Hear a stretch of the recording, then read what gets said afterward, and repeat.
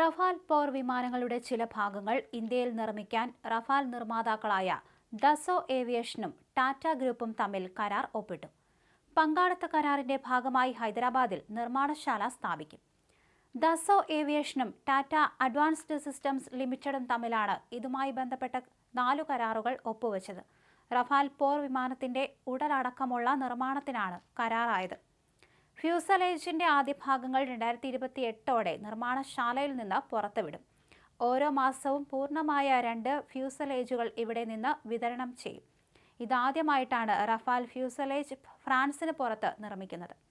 തങ്ങളുടെ വിതരണ ശൃംഖല ശക്തമാക്കുന്നതിന്റെ നിർണായക ചുവടുവയ്പ്പാണെന്ന് ദസോ ഏവിയേഷൻ അറിയിച്ചു. 110 വിവിധ ഉദ്ദേശ റഫാൽ പോർ വിമാനങ്ങൾ വാങ്ങാനുള്ള വമ്പൻ കരാർ പ്രതിരോധ മന്ത്രാലയത്തിന്റെ പരിഗണനയിലാണ്. ഇതിൽ കരാർ ദസോയ്ക്ക് ലഭിച്ചാൽ ഇന്ത്യയിൽ നിർമ്മാണം ആരംഭിക്കാനുള്ള സാധ്യതയ്ക്കും ഈ കരാർ വേഗം കൂട്ടും. നിലവിൽ ഇന്ത്യൻ വ്യോമസേന 36 റഫാൽ യുദ്ധവിമാനങ്ങൾ ഉപയോഗിക്കുന്നുണ്ട്. ഇതിനൊപ്പം നാവികസേനയ്ക്ക് വേണ്ടി 26 റഫാൽ എം വിമാനങ്ങളും ഇന്ത്യ വാങ്ങുന്നുണ്ട്. മെയ്ഡ് ഇൻ ഇന്ത്യ ആത്മനിർഭർ പദ്ധതികളോടുള്ള ദസോയുടെ പ്രതിജ്ഞാബദ്ധതയാണ് കരാർ സൂചിപ്പിക്കുന്നതെന്നും സംയുക്ത പ്രസ്താവനയിൽ പറഞ്ഞു. 80കളിൽ വികസനം ആരംഭിച്ച റഫാൽ 2001ലാണ് ഫ്രഞ്ച് വ്യോമസേനയുടെ ഭാഗമായി മാറുന്നത്. നിലവിൽ ഫ്രഞ്ച് വ്യോമ നാവികസേനകൾ, ഈജിപ്ത് വായുസേന, ഖത്തർ വായുസേന എന്നിവരാണ് റഫാൽ ഉപയോഗിക്കുന്നത്. 2018 ജൂലൈ വരെയുള്ള കണക്കുകൾ പ്രകാരം 165 വിമാനങ്ങൾ നിർമ്മിച്ചിട്ടുണ്ട്. 2 പൈലറ്റുമാരുള്ളതും 1 പൈലറ്റുള്ളതുമായ റഫാൽ വിമാനങ്ങൾക്കാണ് ഇന്ത്യ മുൻതൂക്കം കൊടുക്കുന്നത്. ഏകദേശം 670 കോടി രൂപയാണ് ഒരു വിമാനത്തിന്റെ വില. വിമാനത്തിന്റെ നീളം 15.27 മീറ്ററാണ്. റഫാലിന്റെ വേഗം മണിക്കൂറിൽ 1912 കിലോമീറ്ററാണ്.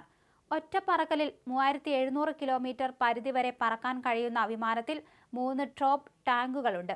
ത്രിതല ശേഷിയുള്ള യുദ്ധവിമാനമാണ് Rafale. Air to air, air to ground, air to surface ശേഷിയുള്ളതാണ് റഫാൽ. മിക്ക ആധുനിക ആയുധങ്ങളും റഫാലിൽ ഘടിപ്പിക്കാൻ സാധിക്കും. അസ്ട്ര, സുദർശൻ ബോംബുകൾ, ESI റഡാർ, പൈത്താൻ 5, ഇസ്രയേലിന്റെ ഡെർബി മിസൈൽ എന്നിവ ഘടിപ്പിക്കാനുള്ള സംവിധാനങ്ങളോടെയാണ് ഇന്ത്യയുടെ റഫാൽ പുറത്തിറക്കുക. രാത്രിയും പകലും ഒരുപോലെ ആക്രമണം നടത്താനുള്ള ശേഷി റഫാലിനുണ്ട്. ലിബിയയിലും സിറിയയിലും ആക്രമണം നടത്താൻ ഫ്രാൻസ് ഉപയോഗിച്ചത് ഈ റഫാൽ തന്നെയായിരുന്നു. എന്തായാലും അതിന് പിന്നാലെയാണ് ഇപ്പോൾ ഇതിന്റെ ചില ഭാഗങ്ങൾ ഇന്ത്യയിൽ നിർമ്മിക്കാൻ പോകുന്നതായ വിവരമെത്തുന്നത്. ഹൈദരാബാദിലായിരിക്കും ഇത് നിർമ്മിക്കുക. നിർമ്മാണശാല ഉടൻ തന്നെ സ്ഥാപിക്കും. ദസോ ഏവിയേഷനും ടാറ്റ അഡ്വാൻസ്ഡ് സിസ്റ്റംസ് ലിമിറ്റഡും തമ്മിലാണ് കരാറുകൾ ഒപ്പുവച്ചിരിക്കുന്നത്. പോർ വിമാനത്തിന്റെ ഉടലടക്കമുള്ള നിർമ്മാണത്തിനാണ് ഇപ്പോൾ കരാറായിരിക്കുന്നത്. കപ്പൽശാലയിൽ നിന്ന് ഇതിന്റെ ആദ്യ ഭാഗങ്ങൾ 2028ഓടെയാണ് പുറത്തുവിടും എന്ന് അറിയുന്നത്. ഓരോ മാസവും പൂർണ്ണമായ 2 ഫ്യൂസലേജുകൾ ഇവിടെ നിന്ന് വിതരണം ചെയ്യുകയും ചെയ്യും.